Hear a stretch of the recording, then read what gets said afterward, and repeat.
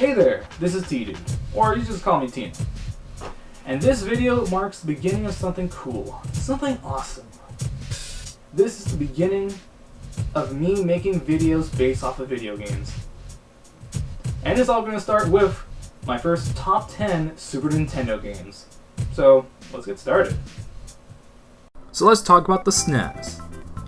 The Super Nintendo, released in 1992, was Nintendo's second home console and home to some of the best games ever made. And that's why I decided to make a video of my top 10 Super Nintendo games. Except there's one catch. You see, this is my list, and I have to use games I own. So, I only own 10 Super Nintendo games. So yeah, this is a video about the top 10 Super Nintendo games that I own, that I played. Pretty much that's it.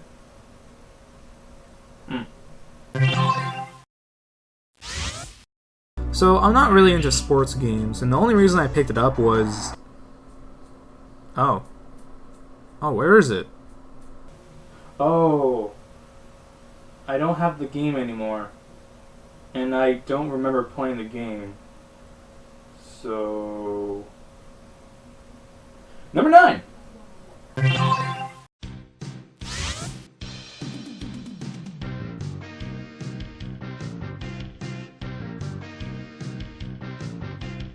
So as a wrestling fan, I love me some wrestling video games.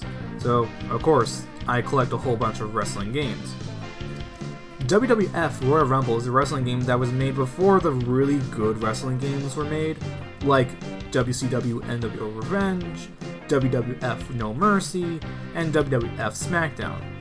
It uses the button mashing method of pulling off moves, and in 5 minutes it already gets stale. It's a shame that this is what wrestling games were back in the day, because it feels like most old school wrestling games were just button mashing messes. I think at the time, the best wrestling games were Pro Wrestling on NES, and the awesome Fire Pro series that were only in Japan. The best thing about this game to me was the entrance music playing when you select a wrestler.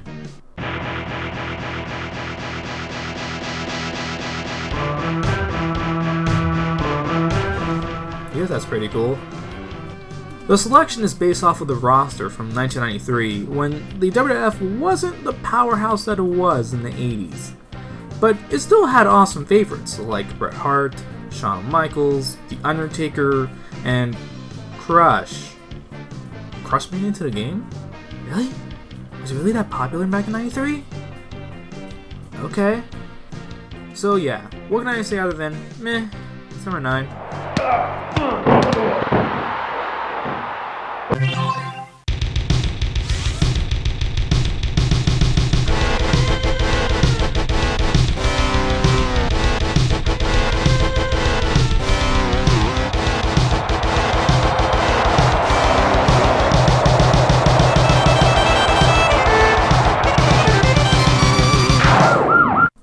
Look! It's another wrestling game, and it's the exact same thing as WWF Royal Rumble. The reason that this is higher on the list is that the opening is really cool, there are some more options to choose from, and the roster is better, including Bam Bam Bigelow, Owen Hart, Doink the Clown, and... oh, cool! Luna Vachon's in this game? That's sweet! Man, I think she might be the first female wrestler you can play in a WWF video game.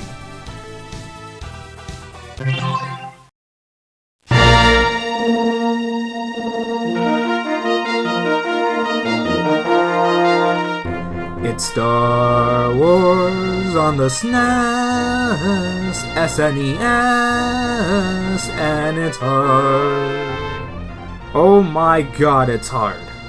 I heard that Star Wars games on the Super Nintendo were really hard, and yeah, they kinda are. The first time I played it, I was like, okay, we're in the desert, and wow! So much stuff is happening, can't keep up! I felt like I was playing Star Wars Metal Slug Edition. The controls feel kind of iffy. Like, at times it feels really sluggish and slippery. Plus, for some weird reason, there are 2 different kinds of jumps. There's the regular jump and the super jump.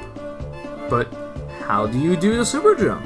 Well, regular jump is B, and super jump is B plus up on the D-pad. That makes it feel so unnatural to me. Like, no double jump by pressing the button twice?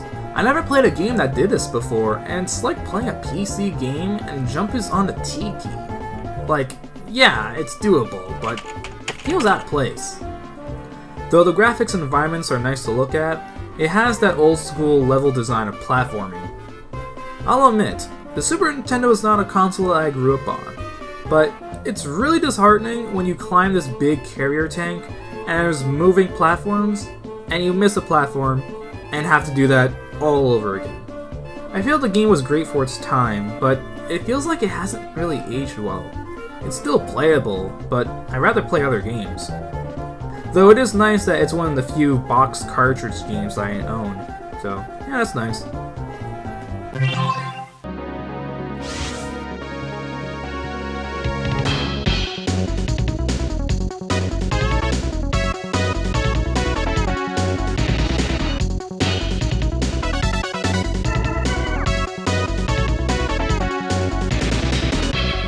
When I first got my Super Nintendo, this was the game that came with it, and I gotta say, it's not that bad. Made by Konami, TMNT Tournament Fighters pretty much delivers the what-if question of, what if the Teenage Mutant Ninja Turtles had a Street Fighter video game? And thrust, Tournament Fighters was made. It's really not that bad. You have a good amount of characters like the Turtles, Leonardo, Donatello, Raphael, and Michelangelo, but you can also play as the Shredder, which is sweet. And then there are the other characters, which I think might have been in the comic book version or the TV version. I don't really feel like researching that. So the plot is that there's a fighting tournament that's being advertised on TV, where you could win big money! The Turtles see this and knows that Shredder's in the tourney, so of course they have to stop it. Again, it's very Street Fighter in the controls, and that's not a bad thing. It's just, I'm not experiencing the quarter circle fighting games like Street Fighter. Yeah, but damn it! I hate that shark! Orange Big and Bean! The music is very upbeat, and the graphics are colorful, and it gives that personality that the show and most of the other games have. If you like Teenage Mutant Ninja Turtles and fighting games, this is the game for you.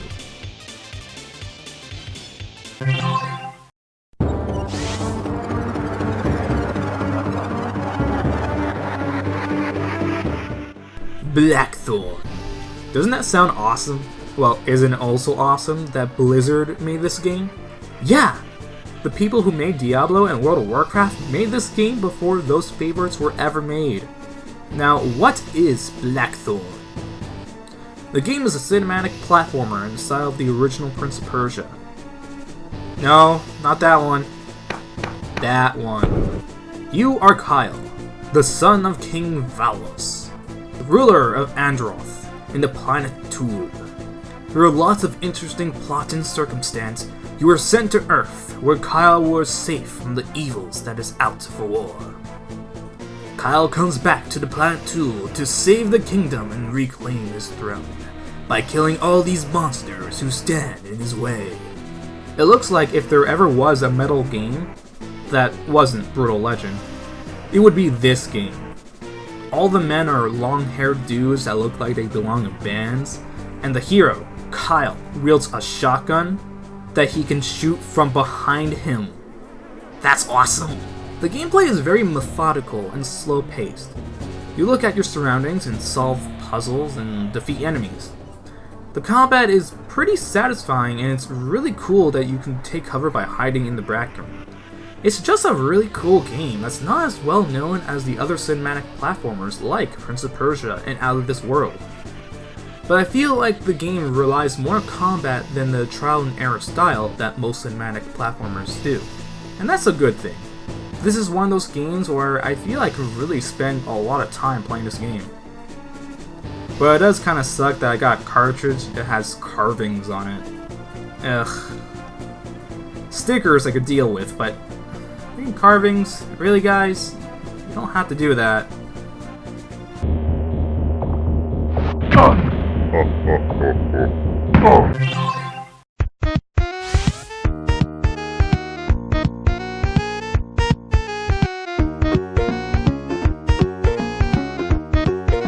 of the best co-op games on Super Nintendo.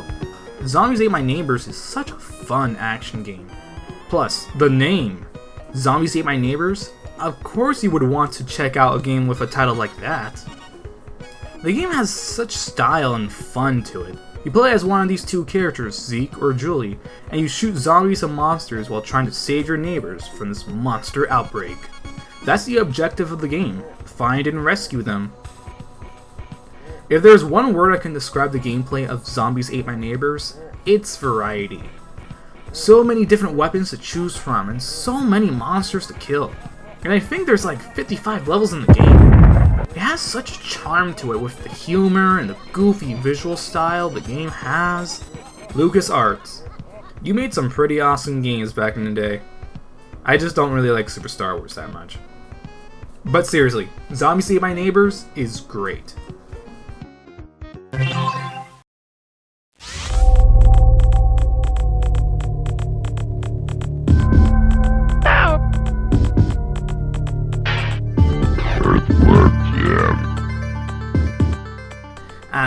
Earthworm Jim. So I heard Earthworm Jim was pretty good. So I got it, and it was pretty good. First, the visuals. There's so much animation and style to the game. It's no wonder that this series managed to get a cartoon show, because it does kind of look like a cartoon.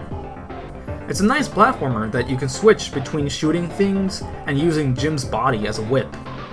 The creativity is so evident. It looks like the developers had so much fun creating all these funny animations, characters, and environments. Also, the game is challenging.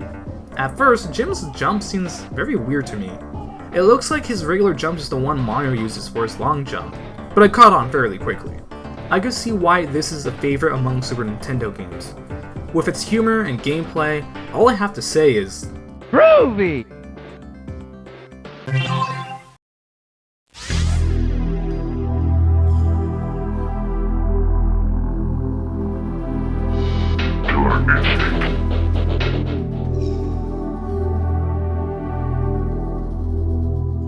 With the new version of Killer Instinct on Xbox One, it's kinda crazy to think that we didn't have a new KI until 15 years later. But it all started with this one. In a time in the mid-90s, this was the definition of cool. Taking the best out of Street Fighter and Mortal Kombat, Killer Instinct was all about the combos. And the very satisfying combo breakers. This was in a time when doing a 5-hit combo was the most you could probably do. Killer Instinct cranked that up to 11, especially with those awesome ultra combos.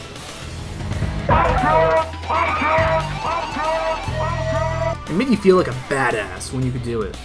Thankfully, I managed to get a boxed copy of the game, including the manual, and ladies and gentlemen, this was when manuals did indeed help with playing the game, because there was no way back then, other than magazines, where you could look up how to do those awesome super moves, and even teach you the game mechanics.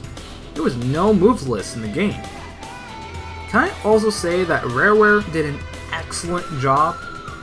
The characters were unique with some interesting backstory. And the music. Oh, the music. The game came with a soundtrack which at the time was incredible. Having the soundtrack to the game back in 1995, unheard of at the time. I know that there were quite a good number of people that had the Killer Cut CD as their first CD they ever owned, and I was lucky to find that CD.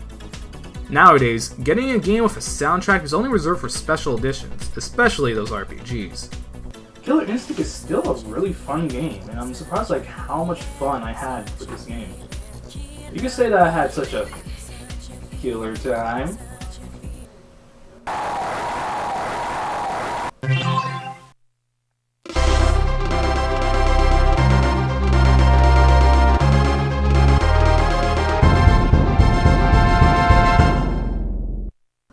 This is easily the best game I have in my Super Nintendo collection. Donkey Kong Country 2 Diddy's Conquest is platforming at its best. The gameplay is superb as it feels fast and responsive. You have new moves to choose from like the piggyback moves, hanging on hooks, and using Dixie Kong to twirl and hover through the air. The graphics are colorful and the art design is so good. Diddy and Dixie are two of the coolest characters in the series, and while I have more memories with Donkey Kong Country 1, I know where people are coming from when they say that this is the best out of the trilogy. Plus that music, oh, it creates the perfect blend of atmosphere and it's such a joy to listen to. The personality of the characters and the world that you explore is so much fun to get to know. Diddy with his boombox, Dixie with her guitar, and the other Kongs like the always cool Funky Kong. Yeah, that's my man. This game is just so much fun to play.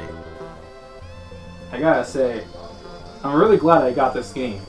And it's all thanks to my friend, because he actually gave me this game, and this is the best game I have on Super Nintendo. And then it's all thanks to him, so thanks, man. So good. So freaking good. So that was my top 10 Super Nintendo games I own. And while I do have to admit, it's not much, but at least I do have some pretty cool games. So I hope you enjoyed this video. Please leave a like, comments, and subscribe because, that's YouTube and that's what you kind of do.